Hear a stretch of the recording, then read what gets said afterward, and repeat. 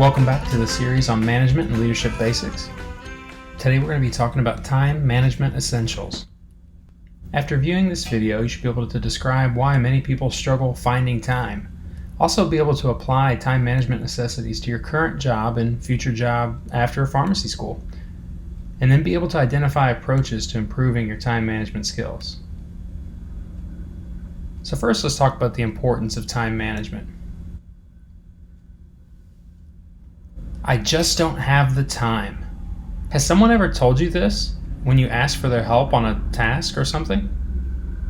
I know I've heard it quite often, sometimes from coworkers, my boss, maybe my employees in previous management jobs. I just don't have time is a common response when we ask for someone to work with us. So who really has time, per se?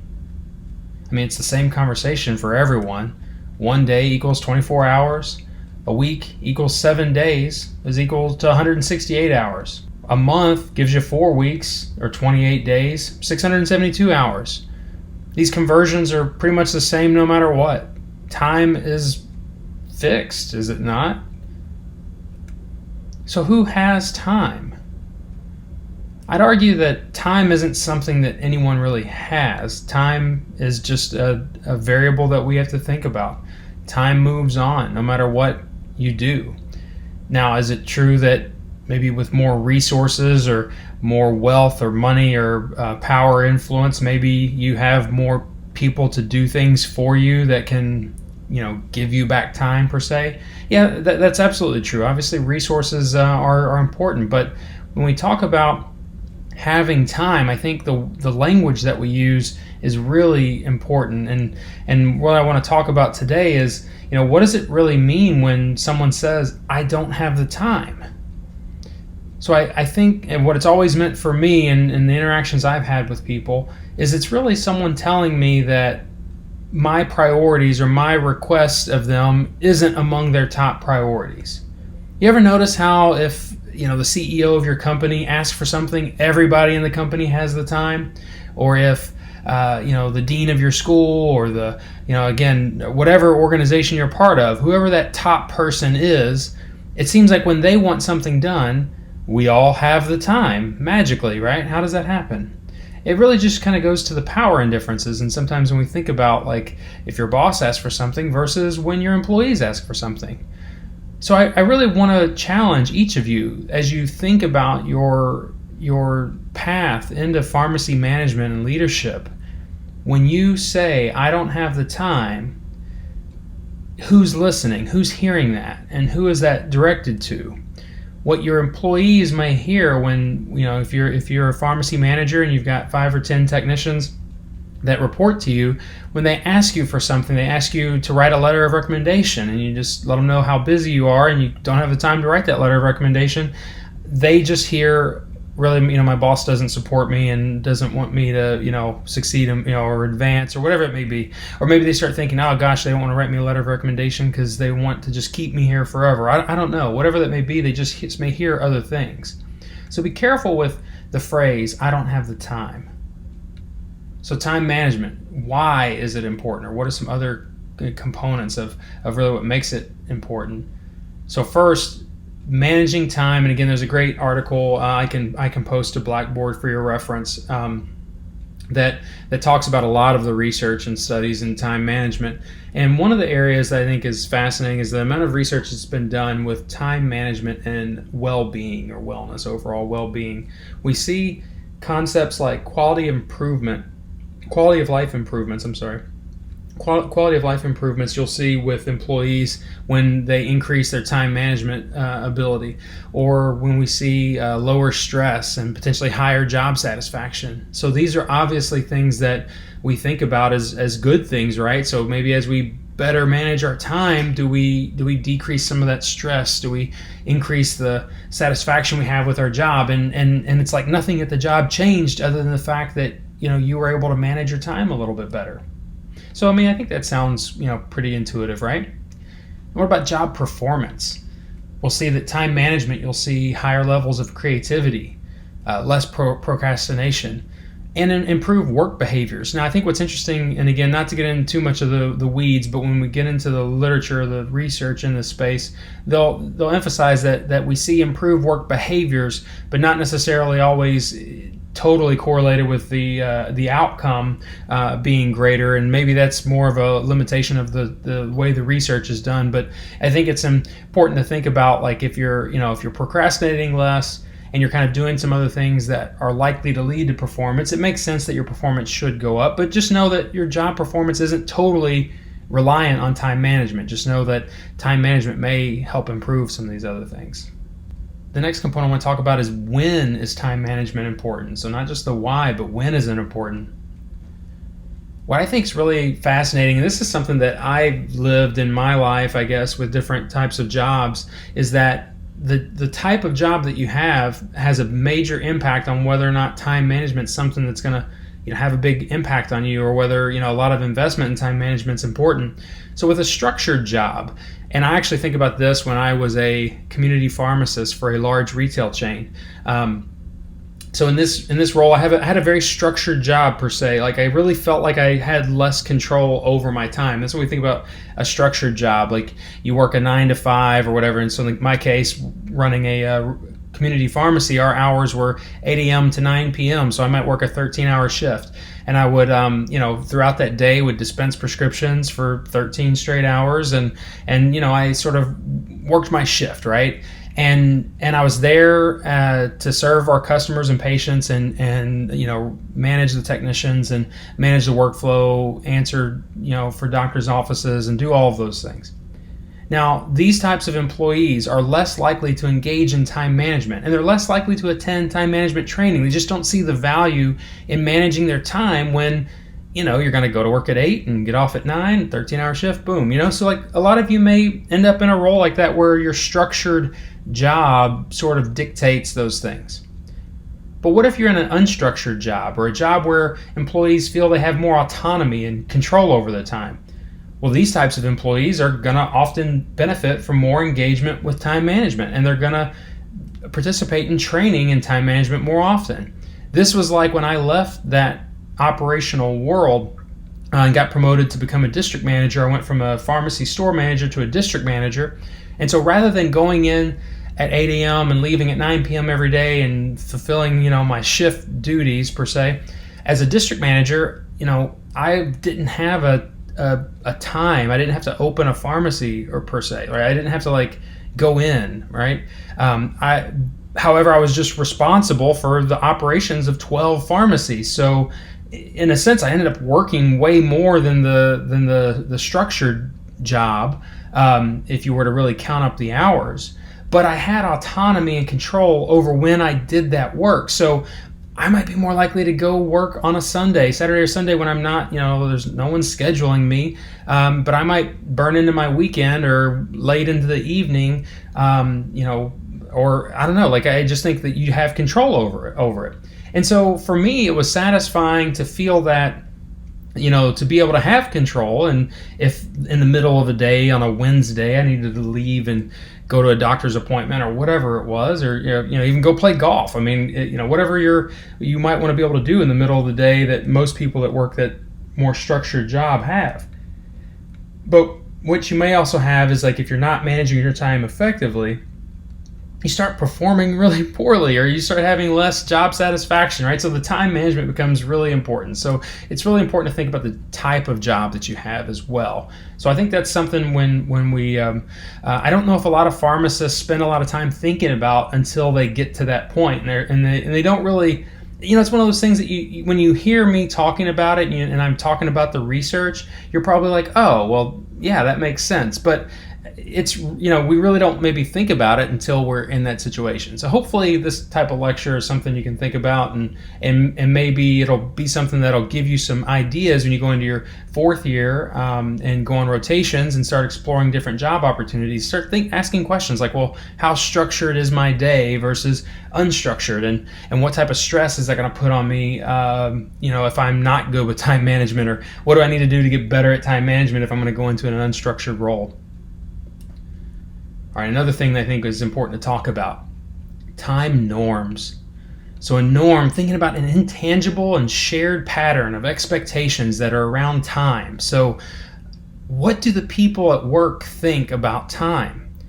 So you know it when you breach a norm, okay? When you do something wrong, you walk in late for an important meeting, or you try to leave early when everyone else around you is working late, everyone is going to look at you and they're going to be really upset, right? I mean, that's the thing that I think that we sometimes fail to see, is that what are the norms of our work? And when you're a new employee, you get a little bit of leeway as you're learning, they're trying to train you and you learn the ropes.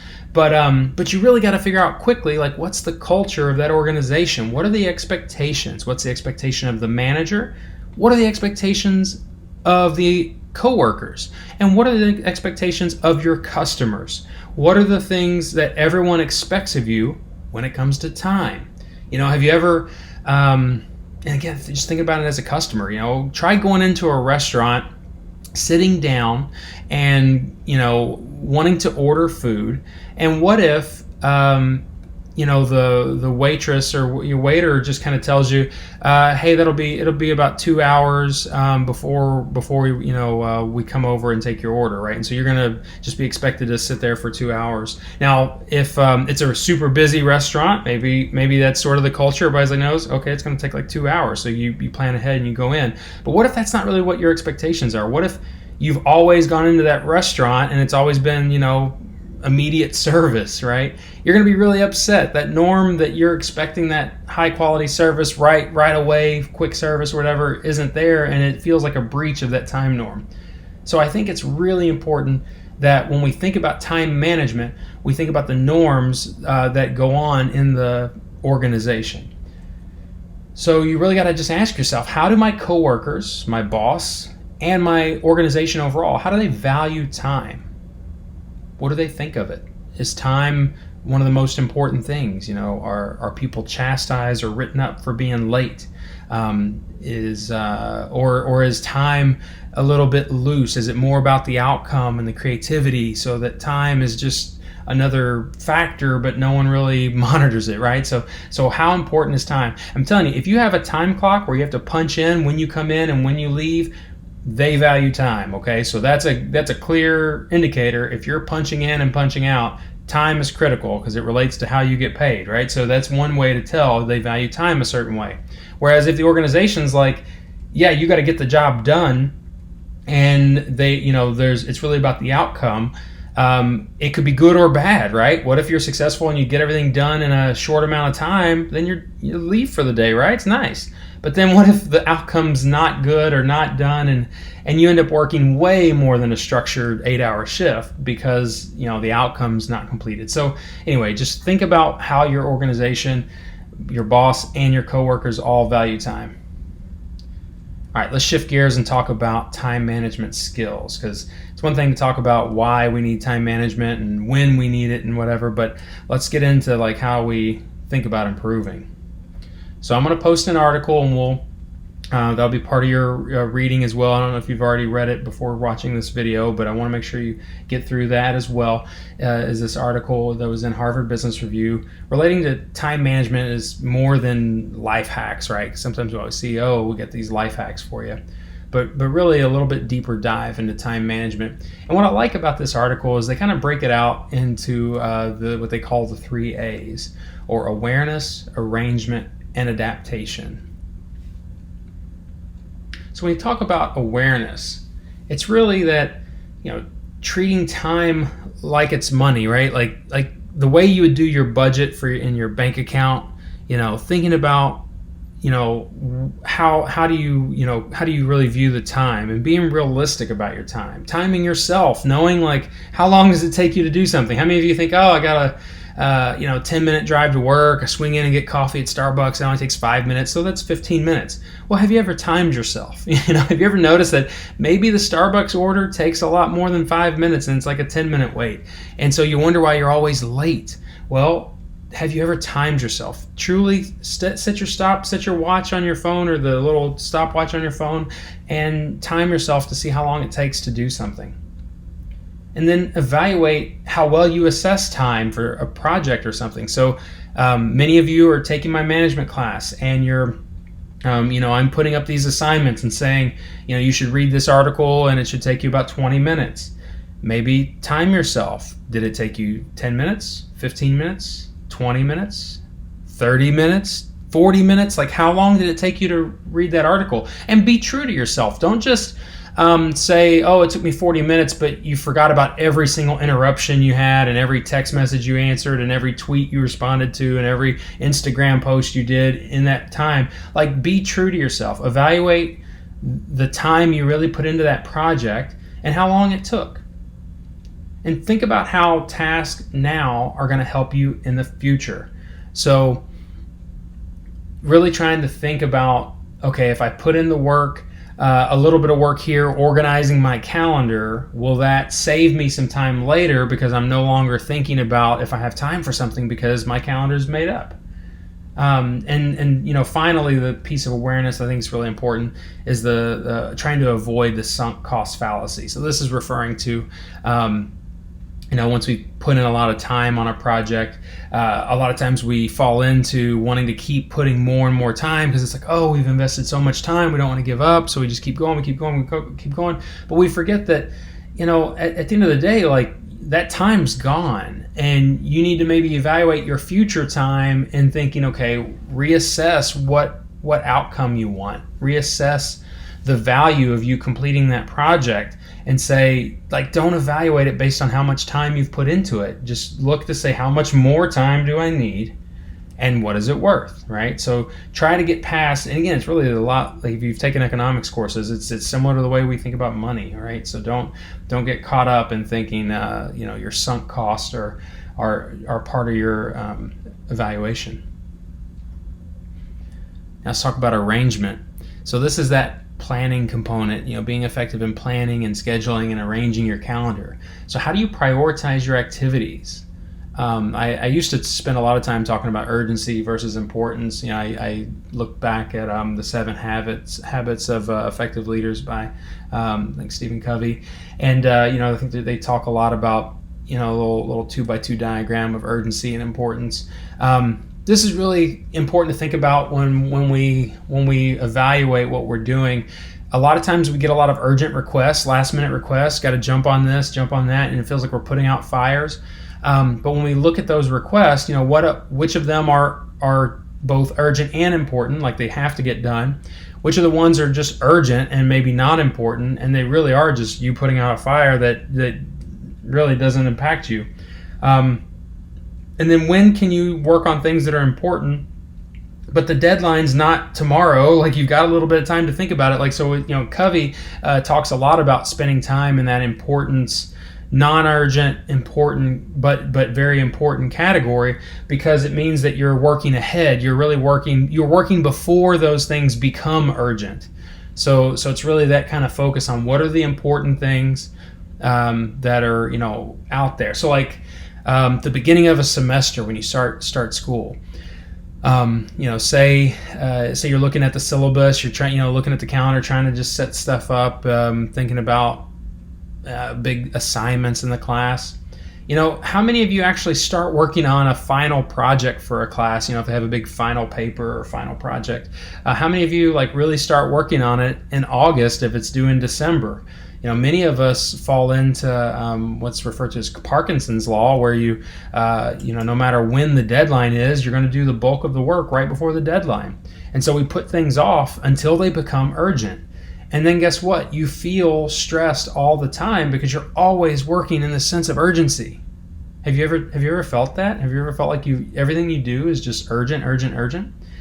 That's stressful. That's really stressful, and it wears on you over time. So how do we break things out, urgent versus important? Can we clear out the urgent things, and get them out of the way, and then look out and say, okay, the urgent stuff's done. Now let's look to see what's important, and let's get working on those before they become urgent.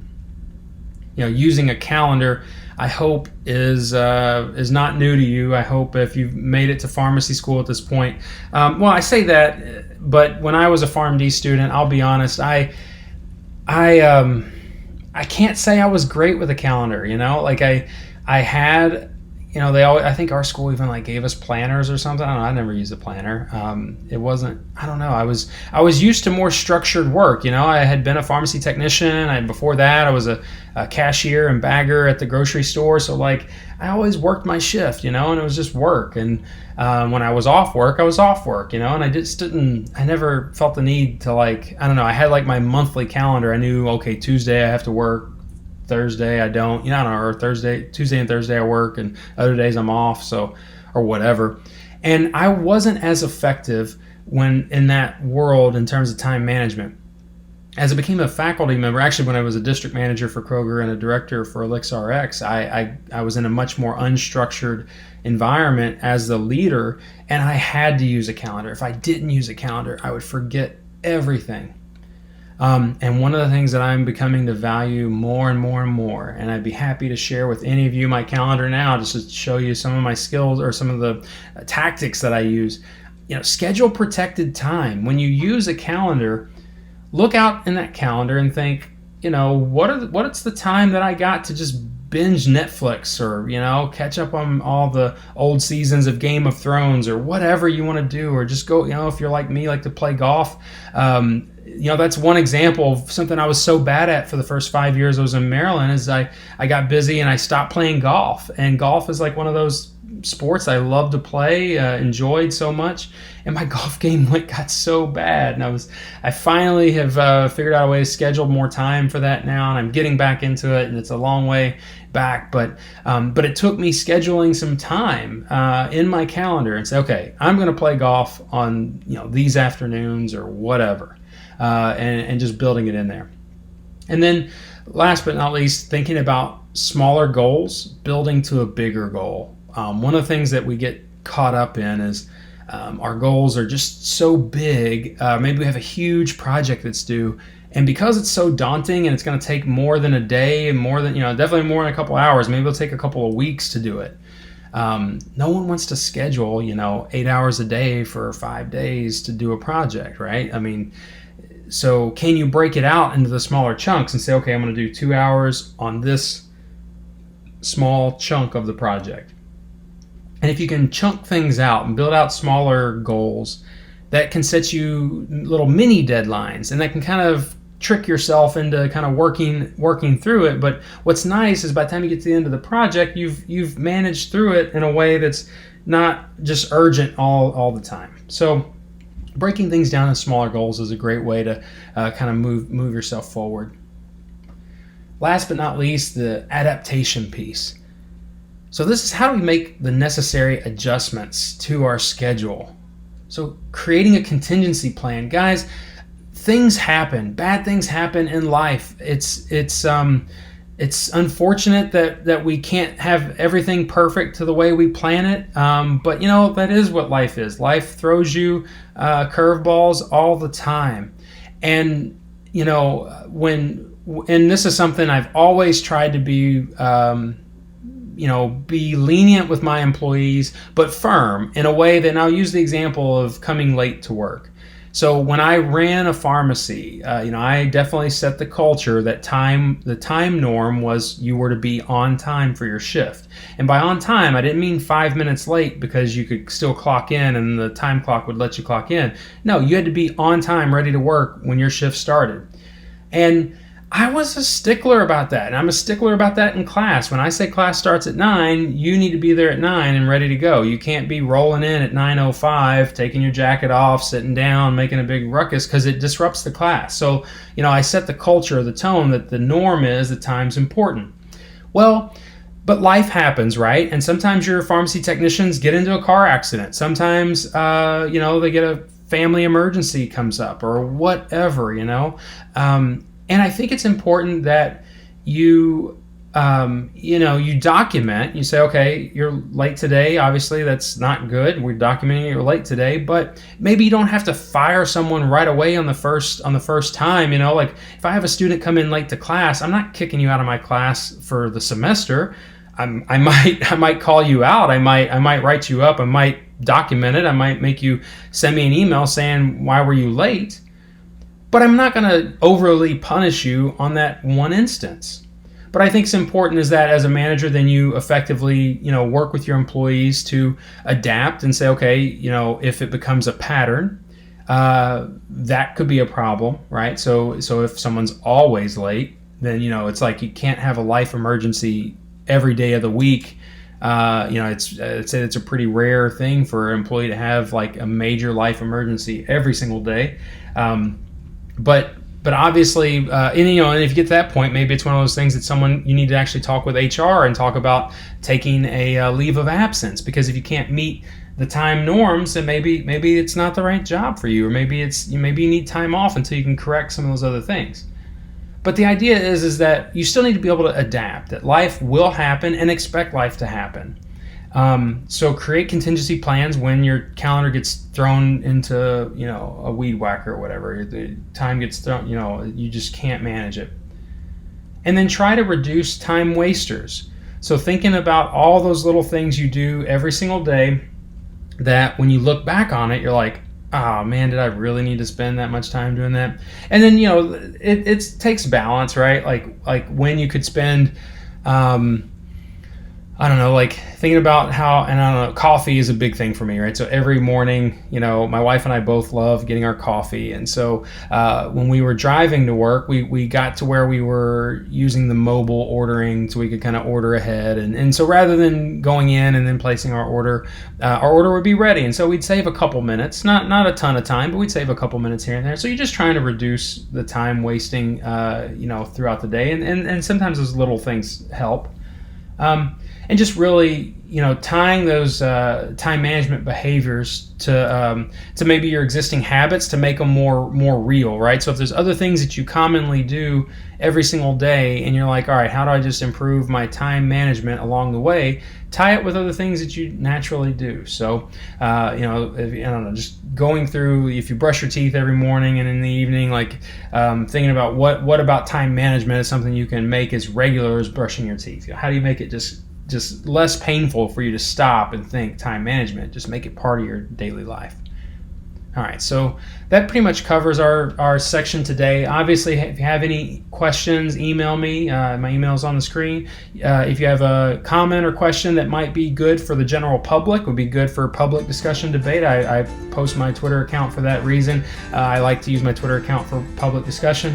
Obviously, if you're watching this and you're not in our course and you're just watching this as through YouTube, and you want to comment below and engage with myself, and if it's a good comment I can share with the class, I'd be happy to share with the class. So yeah, just comment below and be happy to add to the discussion and regarding time management. So thank you all, and look forward to hearing from you.